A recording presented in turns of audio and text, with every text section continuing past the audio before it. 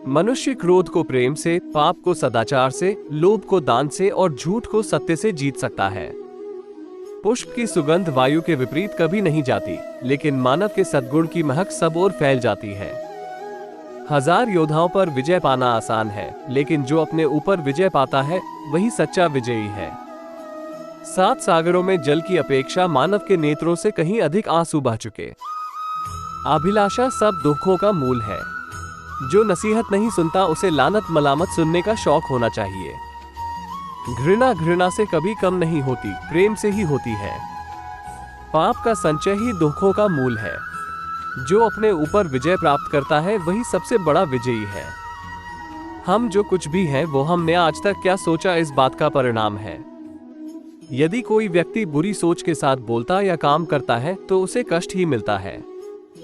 यदि कोई व्यक्ति शुद्ध विचारों के साथ बोलता या काम करता है तो उसकी परछाई की तरह खुशी उसका साथ कभी नहीं छोड़ती। हजारों खोखले शब्दों से अच्छा वो एक शब्द है जो शांति लाए। सभी बुरे कार्य मन के कारण उत्पन्न होते हैं। अगर मन परिवर्तित हो जाए तो क्या अनैतिक कार्य रह सकते हैं। एक जग बूंद बूंद करके भरता है। अतीत पर ध्यान मत दो, भविष्य के बारे में मत सोचो, अपने मन को वर्तमान क्षण पर केंद्रित करो। स्वास्थ्य सबसे बड़ा उपहार है, संतोष सबसे बड़ा धन है, वफादारी सबसे बड़ा संबंध है। जैसे मोमबत्ती बिना आग के नहीं जल सकती, मनुष्य भी आध्यात्मिक जीवन के बिना नहीं जी सकता। 3 चीजें ज्यादा देर तक नहीं छुप सकती, सूरज, चंद्रमा और सत्य। तुम अपने क्रोध के लिए दंड नहीं पाओगे, तुम अपने क्रोध द्वारा दंड पाओगे। किसी जंगली जानवर की अपेक्षा एक कपटी और दुष्ट मित्र से ज्यादा डरना चाहिए। जानवर तो बस आपके शरीर को नुकसान पहुंचा सकता है, पर एक बुरा मित्र आपकी बुद्धि को नुकसान पहुंचा सकता है। आपके पास जो कुछ भी है उसे बढ़ा चढ़ाकर मत बताइए और न ही दूसरों से ईर्ष्या कीजिए। जो दूसरों से ईर्ष्या करता है उसे मन की शांति नहीं मिलती। वो जो 50 लोगों से प्रेम करता है उसके 50 संकट हैं। वो जो किसी से प्रेम नहीं करता उसके एक भी संकट नहीं है। क्रोध को पाले रखना गर्म कोयले को किसी और पर फेंकने की नीयत से पकड़े रहने के समान है। इसमें आप ही जलते हैं। चाहे आप जितने पवित्र शब्द पढ़ ले या बोल ले, वो आपका क्या भला करेंगे जब तक आप उन्हें उपयोग में नहीं लाते। मैं कभी नहीं देखता कि क्या किया जा चुका है, मैं हमेशा देखता हूँ कि क्या किया जाना बाकी है। बिना सेहत के जीवन जीवन नहीं है, बस पीड़ा की एक स्थिति है, मौत की छवि है। हम जो सोचते हैं वो बन जाते हैं। शक की आदत से भयावह कुछ भी नहीं है। शक लोगों को अलग करता है। यह एक ऐसा जहर है जो मित्रता खत्म करता है और अच्छे रिश्तों को तोड़ता है। यह एक कांटा है जो चोटिल करता है, एक तलवार है जो वध करती है। सत्य के मार्ग पर चलते हुए कोई 2 ही गलतियां कर सकता है, पूरा रास्ता न तय करना और इसकी शुरुआत ही न करना। किसी विवाद में हम जैसे ही क्रोधित होते हैं हम सच का मार्ग छोड़ देते हैं और अपने लिए प्रयास करने लगते हैं। 4 आर्य सत्य है। पहला ये कि दुख है, दूसरा ये कि दुख का कारण है, तीसरा ये कि दुख का निदान है, चौथा ये कि वो मार्ग है जिससे दुख का निदान होता है। योग की अति अर्थात तपस्या की अति से भी बचना जरूरी है। भोग की अति से चेतना के चीथड़े होकर विवेक लुप्त और संस्कार सुप्त हो जाते हैं। परिणाम स्वरूप व्यक्ति के दिल दिमाग की दहलीज पर विनाश डेरा डाल देता है।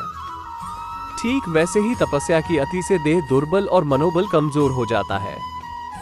मैत्री के मोगरों की महक से ही संसार में सद्भाव का सौरभ फैल सकता है। बैर से बैर कभी नहीं मिटता, वो मैत्री से ही मिट सकता है। मित्रता ही सनातन नियम है। मनुष्य स्वयं ही अपना स्वामी है, भला दूसरा कोई उसका स्वामी कैसे हो सकता है। मनुष्य अपने आप ही अच्छी तरह से अपना दमन करके दुर्लभ स्वामित्व को, निर्वाण को प्राप्त कर सकता है। मनुष्य स्वयं ही अपना स्वामी है, स्वयं ही वो अपनी गति है। इसलिए तुम अपने आप को संयम में रखो, जैसे घुड़सवार अपने सधे हुए घोड़े को अपने वश में रखता है। अरे मूर्ख, जटाओं से क्या, मृगचर्म पहनने से क्या, भीतर तो तेरा हृदय अंधकार में है, काला है, ऊपर से क्या धोता है। ब्राह्मण न तो जटा से होता है, न गोत्र से और न जन्म से। जिसमें सत्य है, धर्म है और जो पवित्र है वही ब्राह्मण है। तृष्णा दुख का मूल कारण है। ये तृष्णा राग के साथ उत्पन्न हुई है।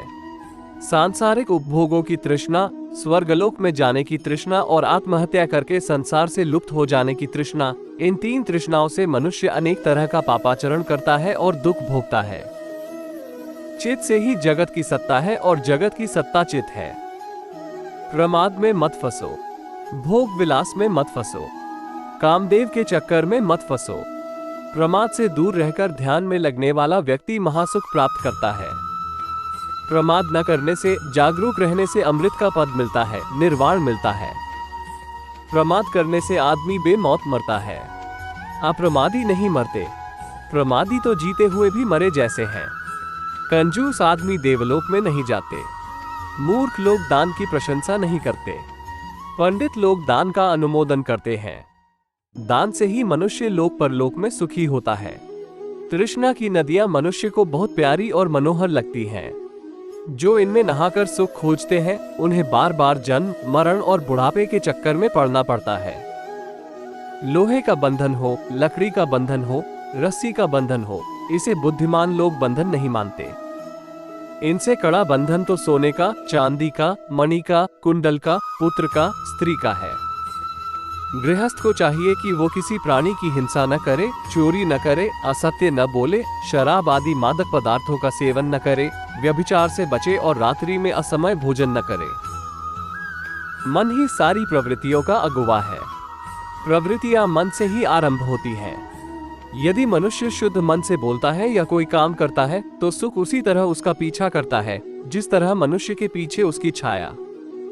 सद्भाव से ही समाज निर्माण संभव है, जिससे एक व्यक्ति से दूसरे को अधिकाधिक हस्तांतरित होने पर श्रेष्ठ समाज की कल्पना को साकार किया जा सकता है।